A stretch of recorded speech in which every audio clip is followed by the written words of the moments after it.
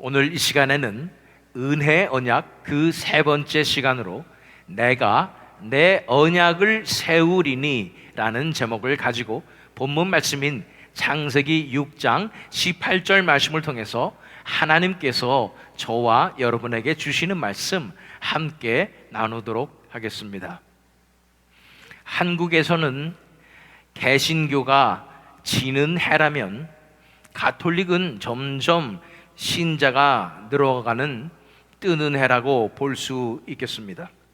기독교가 많은 욕을 먹고 이렇게 점점 쇠퇴하고 인기가 없어지는 이유는 물론 기독교의 타락과 크리스찬들의 능력 없는 삶이라는 분명한 이유가 있지만 좀 더 근본적인 이유가 있습니다.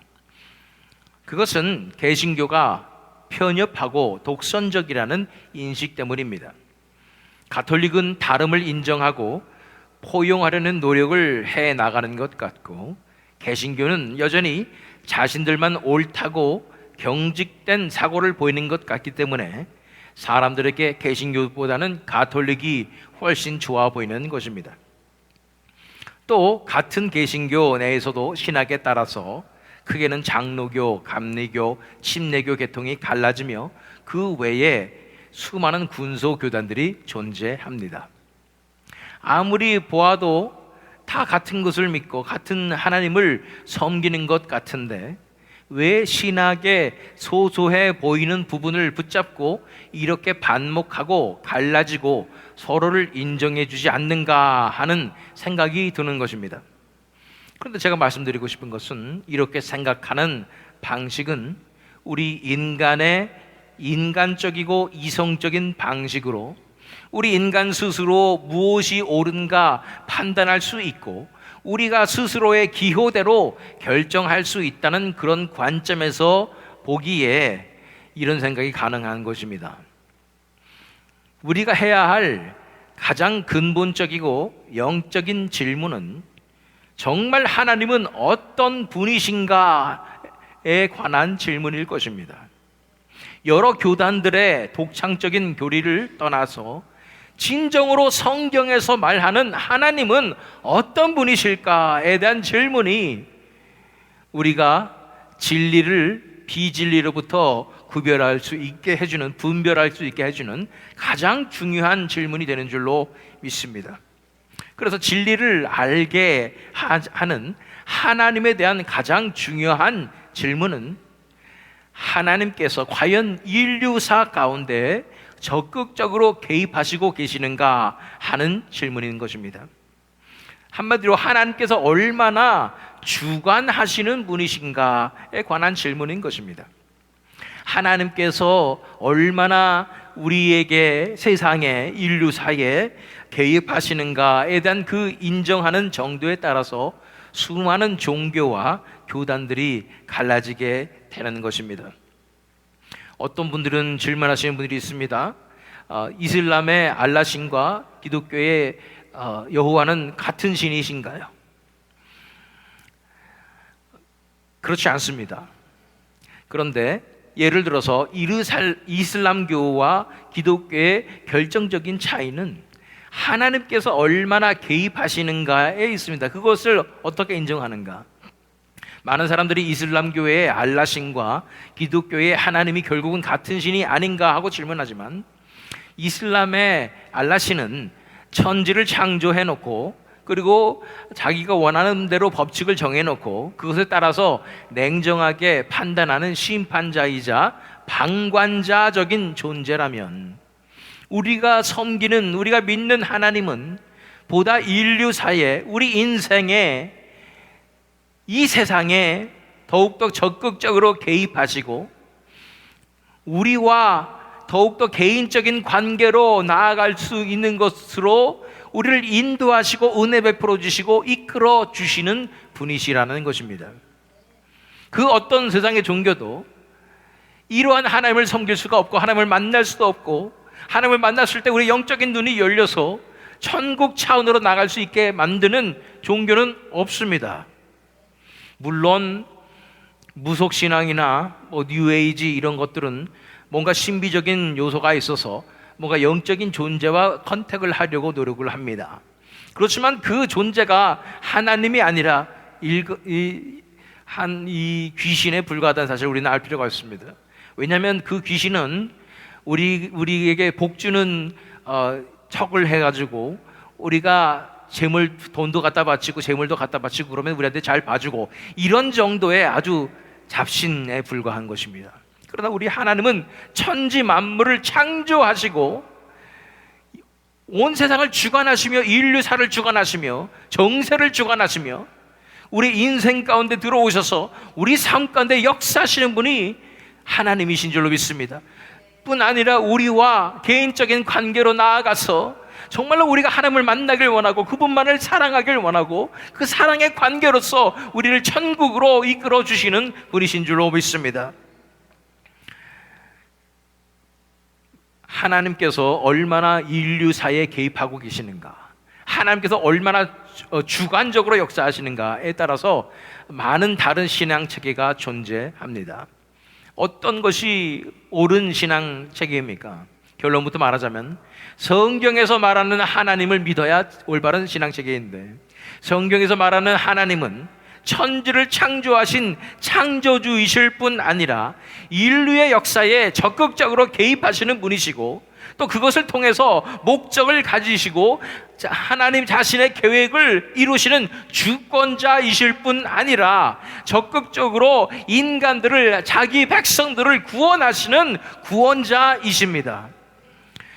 성경에서는 마지막 때에 가짜 그리스도, 즉 적그리스도가 판을 치는 세상이 될 것이며 많은 미혹의 역사가 일어날 것이라고 말하고 있습니다. 이러한 미혹의 시대에 진리를 지켜내기 위해서는 우리가 해야 될 것은 어떤 교단이 옳은 교단인가를 연구할 것이 아닙니다. 간단해요. 사실은 하나님께서 어떤 분이신가를 알면 되고 연구하면 되는 것입니다. 그리고 생각보다 이렇게 성경적인 하나님의 주권에 대해서 인정하는 곳이 별로 많지 않다는 것을 알게 되는 것입니다. 우리가 은혜 언약 시리즈를 통해서 얻고자 하는 가장 중요한 것이 바로 하나님이 어떤 분이신가에 대한 깊은 이해입니다. 하나님에 대한 올바르고 깊이 있는 이해를 통해서 진정한 하나님을 알게 되고 그 하나님을 참으로 신뢰하고 믿는 진정한 신앙으로 나아가는 우리가 될 줄로 믿습니다. 우리는 계속해서 하나님의 은혜 언약에 대해서 함께 살펴보고 있습니다.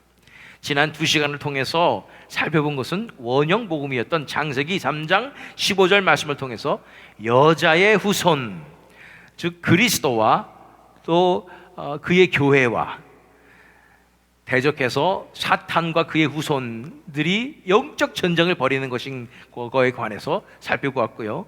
그리고 십자가를 통한 구속의 역사, 결정적인 한방이신 예수 그리스도, 결정적인 한방인 십자가에 대해서 우리는 십자가의 중심성에 대해서 살펴보았습니다. 하나님께서는 이 원형 복음을 창세기 3장 15절에 제시하셨고 인간들에게 이 은혜 언약을 제시하신 것입니다. 이제 하나님의 자녀들을 죄와 사망의 권세로부터 자유케 하셔서 구원하실 것을 약속하시고 인류의 역사 전체를 통해서 철저하고 완벽하게 이루고 계셨던 것입니다. 이 하나님의 은혜의 언약을 이루시는 것은 여러 단계를 거쳐서 이루시는데 오늘 우리가 살펴볼 단계가 바로 노아에게 약속하신 노아 언약으로서 은혜 언약의 토대를 제공하는 아주 중요한 언약입니다. 이 노아 언약이 무엇이며 어떻게 진행되는 것인지를 알아보기 위해서 본문 말씀인 창세기 6장 18절 말씀을 먼저 읽습니다. 그러나 노아는 내가 내 언약을 세우리니 너는 네 아들들과 네 아내와 네 며느리들과 함께 그 방주로 들어가고, 하나님께서 노아를 얘기하고 내가는 하나님이죠. 하나님께서 노아와 함께 언약을 세우시는데 하나님의 언약을 세우겠다고 말씀하고 계시는 것입니다. 그런데 여기 보니까 그러나라고 말씀하고 있는데, 왜 그러나라고 말씀하고 있는지를 보기 위해서 바로 전절인 17절 말씀 읽어보면, 내가 홍수를 땅에 일으켜 무릇 생명의 기운이 있는 모든 육체를 천하에서 멸절하리니 땅에 있는 모든 것들이 다 죽으리라. 모든 걸 다 죽여버릴 건데, 근데 너는 내가 언약을 맺을 것이다 라고 말씀하고 있는 상황인 것입니다. 하나님께서 큰 홍수를 일으키셔서 모든 생명을 다 전멸시켜버리겠다고, 멸절하겠다고 말씀하여 주시는 것입니다. 왜 이렇게까지 하시는 것일까요? 뭐가 잘못됐길래 그럴까요? 하나님이 천지 창조하신 지가 얼마나 됐다고? 창세기 6장밖에 안 됐는데 벌써 하나님께서는 이렇게 멸망시키겠다고 말씀하시는 것일까요? 창세기 6장 5절로 7절 말씀을 읽어보면, 여호와께서 사람의 죄악이 세상에 가득함과 그의 마음으로 생각하는 모든 계획이 항상 악할 뿐임을 보시고 땅 위에 사람 지으셨음을 한탄하사 마음에 근심하시고 이르시되, 내가 창조한 사람을 내가 지면에서 쓸어버리되 사람으로부터 가축과 기는 것과 공중의 새까지 그리하리니 이는 내가 그것들을 지었음을 한탄함이니라 하시니라. 사람의 죄악이 세상에 가득하대요. 사람이 나름대로 하나님 닮아서 창조성이 있어서 다른 동물들과 다르게 문명을 창조할 수 있었습니다. 이때 당시에 노아 홍수 이전의 문명이 어땠을까? 우리는 다 알 수가 없습니다. 다 휩쓸어져 버렸으니까. 그런데 우리가 유추해 볼 수 있는 것은 그 뒤에 바로 바벨탑을 쌓고, 그 다음에 초고대의 문명이 엄청나게 발달하고 건축 기술이 발달한 걸로 봤을 때는, 그때는 엄청난 초고도의 문명이 발전했을 것이라는 것을 유추해 볼 수가 있는 것입니다. 그래서 이 창조성을 발휘해 가지고 문명을 이룩하고 이러면서 그들이 정말 자기들 나름대로 유토피아를 다 만들어가고 있었던 모습이 노아의 홍수 바로 이전의 모습이었다라는 것을 유추해 볼 수가 있는데, 원래 유토피아는 에덴 동산이 진정한 유토피아였지요. 에덴 동산에서 우리는 하나님과 동행하면서 하나님과 연합하여서 정말로 아름답고 천국 같은 삶을 누리고 살고 있었던 인간이 하나님을 떠나고 나니까 하나님께 주신 남겨두신 이 창조성을 이용해서 문명을 개척해가지고 과학기술과 문명으로 엄청나게 자기 나름대로의 세상을 구축하는데, 그것이 인간의 나라, 세상의 나라, 그래서 그것을 이용한 사탄의 나라를 열심히 만들고 있었다는 것입니다. 그것이 하나님 보시기에 얼마나 역겨웠으면 이 사람의 죄악이 세상에 가득함과 그의 마음으로 생각하는 모든 계획이 항상 악할 뿐임을 보시고 하나님께서 한탄하셨고, 그리고 내가 그것들을 지었음을 한탄함이라고 말씀하시는 것입니다. 이렇게까지 사람이 타락하게 된 이유가 무엇이었을까요? 이렇게까지 죄악과 연합되고 사탄 편을 들게 된, 마귀가 우리의 아비가 된 그런 정도까지 타락한 이유가 무엇이었을까를 설명하고 있는 것이 1절로 3절 말씀입니다. 사람이 땅 위에 번성하기 시작할 때 그들에게서 딸들이 나니 하나님의 아들들이 사람의 딸들의 아름다움을 보고 자기들이 좋아하는 모든 여자를 아내로 삼는지라. 여호와께서 이르시되 나의 영이 영원히 사람과 함께하지 아니하리니 이는 그들이 육신이 됨이라. 그러나 그들의 날은 120년이 되리라 하시니라. 이 말씀에 대한 해석이 분분하고 무슨 뜻인지 정확하게 알기가 쉽지 않습니다. 뭐 천사라고기도 하고 뭐라기도 하고 막 그런 복잡한 게 많지만, 우리는 이것을 우리 지난 시간에 살펴본 원형 복음의 관점에서 살펴보기를 원합니다. 그렇게 보면 여자의 후손, 즉 하나님의 백성들, 하나님의 교회, 그와 대적하는 뱀의 후손들, 또 가라지들, 사탄의 자녀들, 이 하나님의 자녀들이 세상의 자녀들, 사탄의 자녀들, 뱀의 후손들과 섞여버렸다는 거죠. 그래서 하나님의 창조 질서에 엄청난 혼란을 가지고 왔다고 말씀하는 것입니다. 자기가 원하는 대로 그렇게 사람들이, 하나님의 자녀들조차도 그렇게 사람의 아들들, 사람의 딸들, 뱀의 후손을 좋아하고 사랑해서 하나 돼 버려 가지고 이제는 다 세상의 죄악만 그득하게 되고 그들이 하는 것이라고는 사탄의 왕국을 만드는 것밖에 안 됐다는 것입니다. 구체적으로는 어떤 상황인지 우리는 정확하게 알 수는 없지만 영적인 관점에서 택하신 하나님의 자녀들까지 다 미혹당하는 엄청난 일이 벌어지고 있었다고 볼 수가 있겠습니다. 또한 제가 얼마 전에 말씀드린 대로 평균 수명이 몇 살이었을까? 이때 당시 노아 전에는 최소한 800년입니다. 800에서 900년 되는 그런 인류가 극도의 문명 기술의 발전으로 하나님을 대적하고 자신들의 왕국, 사탄의 왕국을 건설하려고 했던 이 모든 상황들을 살펴보게 될 때, 그래서 하나님께서 멸하실 수밖에 없는 상황인데, 그럼에도 불구하고 하나님께서 노아라는 한 사람을 택하시고 그의 가족들을 택하셔서 그들에게 주신 언약이 바로 본문에 기록된 노아 언약인 것입니다. 그럼 노아 언약의 구체적인 내용이 어떤 내용이었을까요? 8장으로 가서 21절로 22절 말씀 읽겠습니다. 이때는 이제 노아의 방주가 이제 산에 아라랏산에 멈춰서 이제 물이 빠지고 그래서 나와서 이제 제사를 드리게 되죠. 그때 있었던 일입니다. 여호와께서 그 향기를 받으시고 그 중심에 이르시되 내가 다시는 사람으로 말미암아 땅을 저주하지 아니하리니 이는 사람의 마음이 계획하는 바가 어려서부터 악함이라. 내가 전에 행한 것 같이 모든 생물을 다시 멸하지 아니하리니 땅이 있을 동안에는 심음과 거둠과 추위와 더위와 여름과 겨울과 낮과 밤이 쉬지 아니하리라. 노아에게 주신 이 언약의 핵심은 다시 땅을 다 휩쓸어버리고 멸하지 않겠다고 말씀하시는 것입니다. 사람이 죄를 지은 그대로 바로바로 벌하지 않겠다고 말씀하시는 것입니다. 이제는 다시는 사람으로 말미암아 땅을 저주하지 않겠다고 말씀하시면서 또 사람들의 죄악을 지금 바로 죄를 짓는 족족 다 심판하지는 않으실 것이라고 말씀하신 것입니다. 이 점이 바로 하나님을 방관자라고 오해하게 만든 점입니다. 왜냐하면 많은 사람들이 의문을 가지고 있는 것이 하나님께서 살아계시다면 왜 이 세상의 악인들이 판치도록 그냥 내버려 두시는가라는 생각을 하고 있기 때문인 것입니다. 하나님이 정의의 하나님이시고 공의의 하나님이시라고 하는데 왜 저 나쁜 놈은 저렇게 떵떵거리면서 살 수 있냐는 거죠. 하나님이 살아계시면 왜 그렇게 되느냐라는 것입니다. 그런데 하나님께서 그들의 죄악을 바로 벌하지 않기로 작정하셨기 때문에 그런 거예요. 그것이 하나님의 작정이자 언약입니다. 죄를 지은 그대로 바로 지금 벌하지 않겠다고 말씀하시는 것입니다.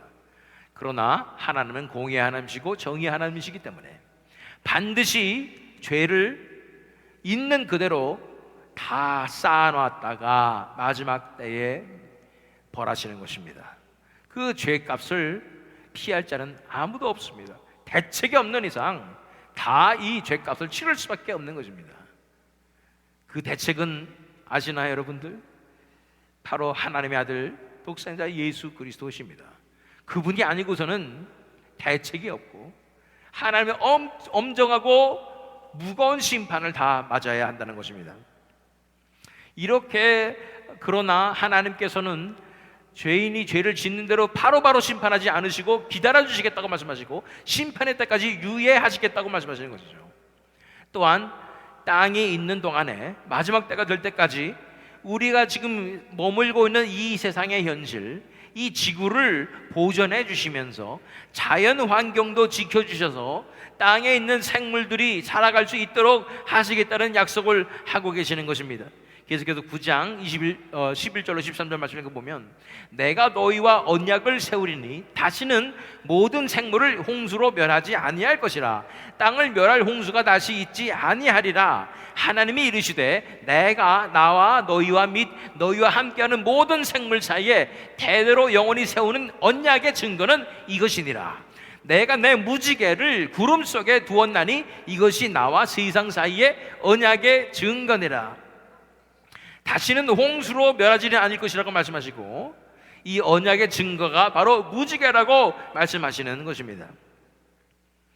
그런데 하나님께서 주신 이 언약은 구원받는 하나님의 자녀들에게만 주신 언약이 아니라 이 땅에 살아가는 모든 생물들을 향한 언약이며 은총입니다. 하나님께서 지켜주시는 손길이 전 지구 위에 임하고 있는 것입니다.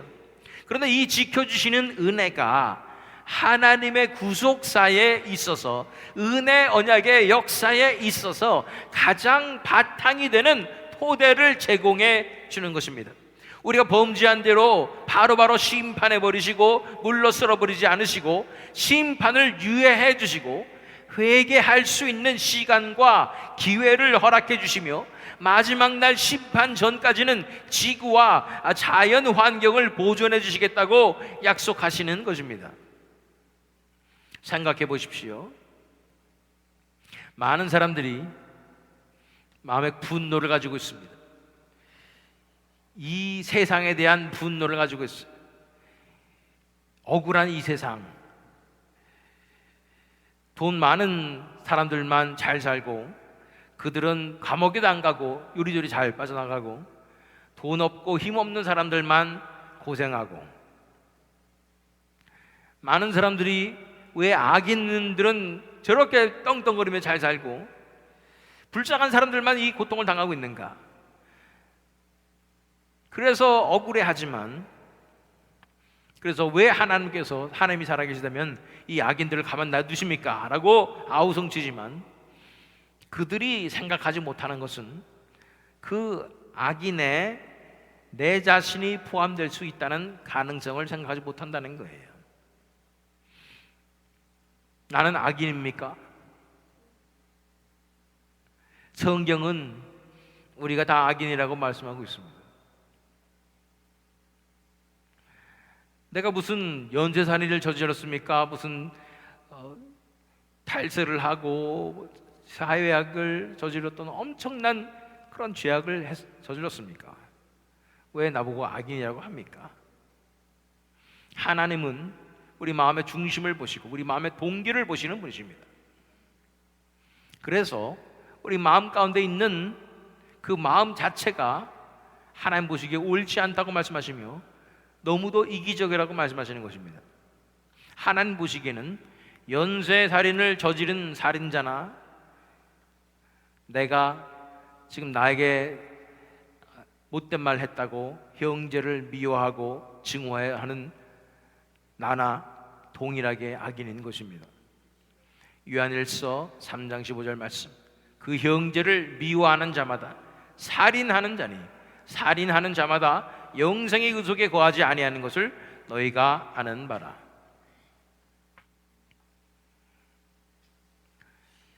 미워해 본 적 있으십니까? 지금도 미워하는 사람이 있습니까? 미워하면 살인죄라고 말씀하신 것입니다. 그러면 몇 번 살인해 보셨죠? 평생 살아가면서 연쇄살인만 맞으시네요. 살인하는 자마다 영생의 그 속에 거하지 아니하는 것을 너희가 아는 바라. 하나님 보시기에는 이렇다는 거예요. 우리가 악인이에요. 우리가 죄인이에요. 하나님 보시기에는 그 연쇄살인마들은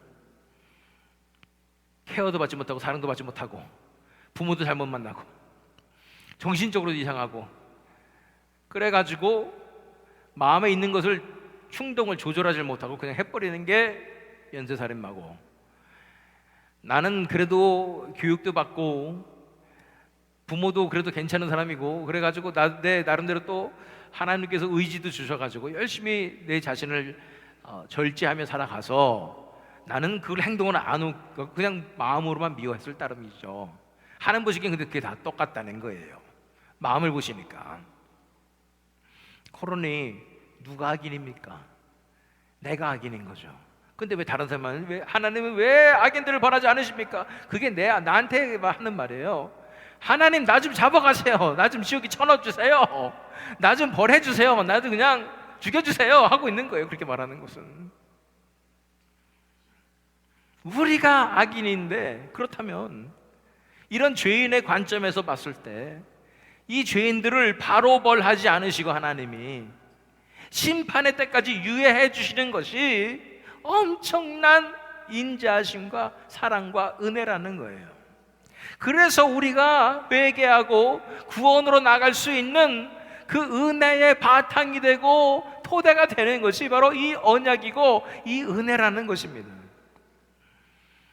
하나님께서 기다려주시기 때문에 우리에게 기회가 있는 것입니다. 하나님께서 그리고서는 우리를 구원하시기 위해서 놀라운 은혜를 베풀어 주시기 때문에, 최선을 다하시기 때문에 우리 같은 악인이 구원받아서 하나님 앞에 회개하고 돌아올 수 있다는 것입니다. 하나님의 은혜의 밑그림이 되는 이 노아의 언약을 통해서 하나님의 자녀들은 더 이상 불안함이 아닌 안정감 가운데서 하나님께서 이루신 엄청난 구원의 역사를 지켜보며 그분을 신뢰하며 믿음으로 나아갈 수 있게 되는 것입니다. 하나님이 바로바로 죄악을 벌하신다고 생각해 보십시오. 얼마나 불안하겠어요.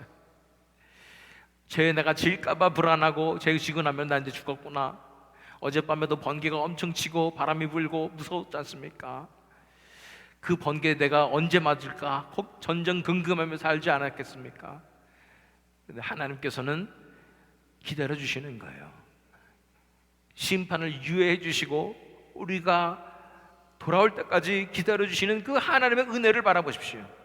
이것이 노아의 언약이라는 것입니다. 그것 때문에 우리가 이 하나님께서 이 죄악을 바로 벌하지 않으시고 기다려 주시는 것 때문에 우리가 구원받을 수 있는 길이 열린 것이고, 또한 자연재해를 통해서 다 휩쓸어 버리시는 게 아니라 그럼에도 불구하고 하나님께서 다 우리를 지켜주시고 보호해 주시는 그 은혜의 손길 안에 우리가 있다는 것입니다.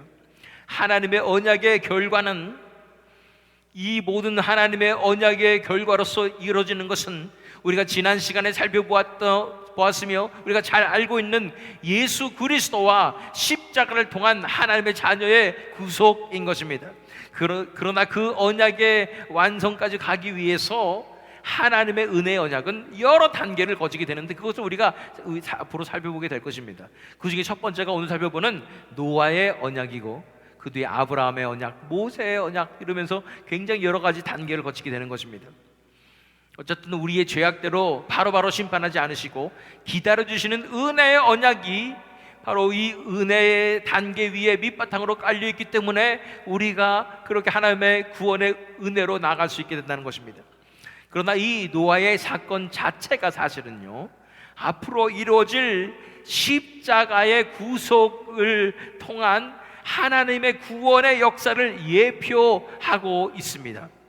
전 세계가 타락하여서 심판이 임하고 그 심판에서 구원받는 것은, 그 물로 심판하실 때에, 노아의 홍수가 일어났을 때 구원받을 수 있는 방법은 단 한 가지밖에 없었어요. 그것은 방주에 타는 것이었습니다. 이 방주가 의미하는 것이 무엇입니까? 방주는 먼저 예수 그리스도의 십자가를 예표합니다.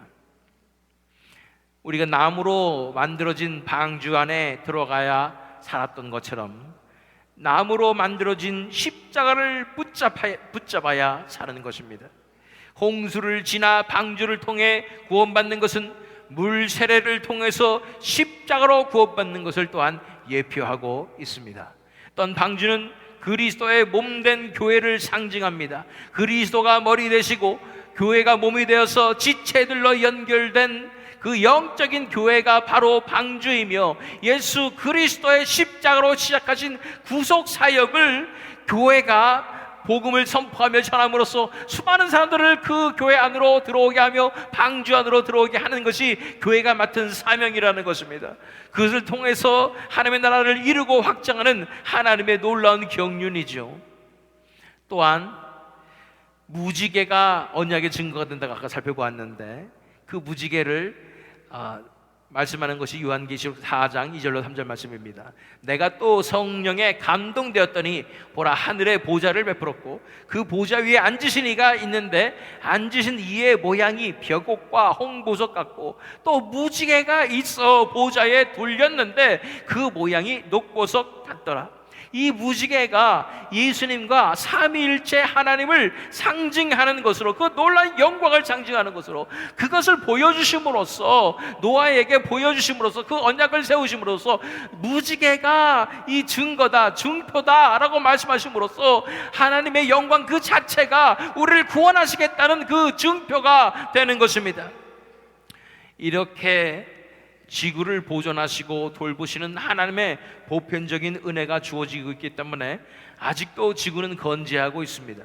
이 지구의 시스템이 굉장히 복잡하지 않습니까? 이 이코시스템이라고 부르는 이 생태계가 굉장히 복잡합니다. 인간이 뭔가 더 좋은 세상을 만들려고 하면 할수록 생태계는 망가지게 되는 것을 볼 수가 있는 것입니다. 우리 아파트에 이상한 일이 일어났습니다. 제가 며칠 전부터 고생을 하고 있는데, 제가 제 책상에 앉아서 열심히 설교 준비를 하고 있으면 이상한 벌레가 날아다니는데, 보면 날아다니는 빨간 개미예요. 이따만한 빨간 날아다니는 개미가 와서 한 마리씩 죽기 시작했는데, 하루 동안에 한 20마리를 제가 잡았어요. 그래가지고 이게 왜 이런가 몰라가지고 근데 다음 날도 더 많아요.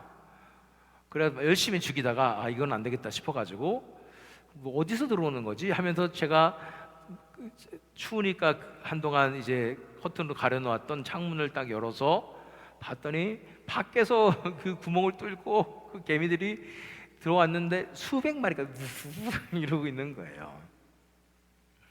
그래가지고 아파트에 연락해가지고 패스트 컨트롤을 불렀는데 그래도 소용이 없어. 또 들어오고 그리고 결국은 아파트에서 이 기술자가 와가지고 구멍이랑 구멍은 다 막았어요. 이 벌레는 도대체 우리 인생 가운데 왜 있는 것일까? 너무 징그럽고 제 아내도 막 계속 개미한테 물리고 저도 막 물리고 이런 상황인데, 하나는 왜 벌레 같은 거 만드시고 모기는 또 왜 만드셨을까? 아무 쓸데없는 이런 존재들은 왜 만드셨을까라는 생각을 들지 않습니까? 이게 다 생태계에서는 중요한 존재들입니다.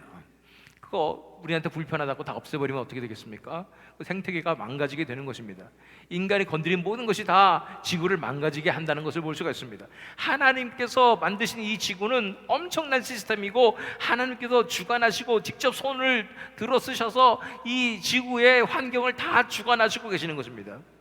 그런데 이런 마지막 때의 증상이 나타나가지고 하나님께서 이렇게 돌보시던 손길을 살짝 거두신 것뿐인데 전 세계 도처에서 엄청난 자연재해들이 일어나고 있는 것입니다. 이제 마지막 때가 가까이 왔다고 다들 얘기하고 있는 것입니다. 하나님께서 심판을 내리시게 될 것입니다. 그런데 노아에게 주신 이 언약을 하나님께서는 지금까지 너무도 신실하시게 인류 역사를 통해서 계속해서 지키고 계셨기에 우리가 살고 있는 것입니다. 하나님께서 악인들을 그냥 놔두시고 아무것도 하지 않으시는 것은 하나님께서 정의롭지 못해서도 아니요, 심판하실 의향이 없어서도 아닙니다. 죄악에 대한 심판을 유예하심으로써 수많은 죄인들을 구원하시기 위함이라는 것을 살펴보았습니다. 악인들에게 회개할 시간을 주시고 세컨 찬스를 주시기 때문에 그 은혜로 인하여 우리 같은 죄인들이 하나님 앞에 나오며 회개하며 회심으로 돌아올 수 있는 것입니다. 우리가 은혜의 언약 시리즈를 진행하며 성경 전체에 대해서 연구하게 되는 것은 이것을 통해서 진정으로 하나님을 신뢰하며 그분을 향한 믿음과 확신으로 나아가기 위함입니다.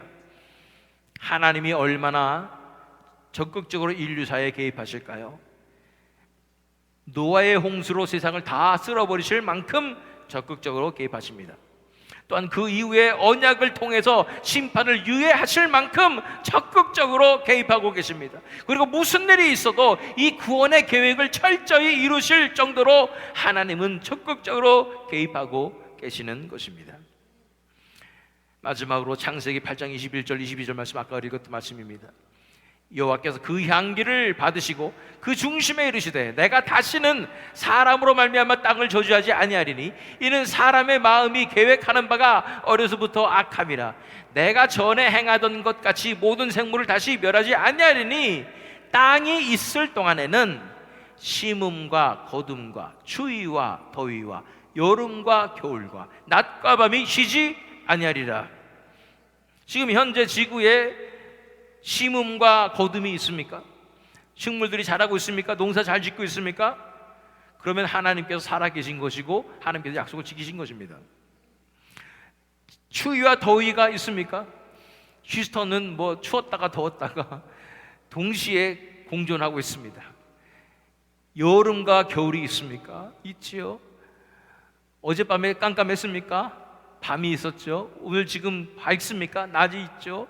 이것이 쉬지 않고 매일매일 지구가 하루에 한 번씩 돌며 이러한 모든 일들이 지금껏 이루어지는 것이 하나님의 이 신실하신 언약을 지키심이라는 것입니다.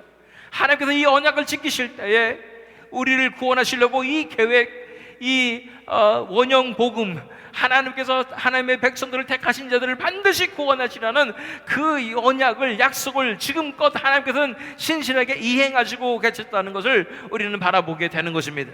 그렇다면 하나님께서 이 신실한 놀라운 구원의 계획을, 그 경륜을 이루고 계시는 것입니다.